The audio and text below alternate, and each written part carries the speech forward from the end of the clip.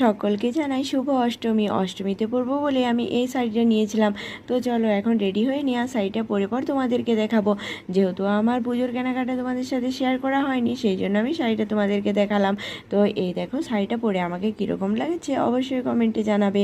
তো চলো এখন মন্দিরে যাব অষ্টমীর অঞ্জলি দেওয়ার জন্য।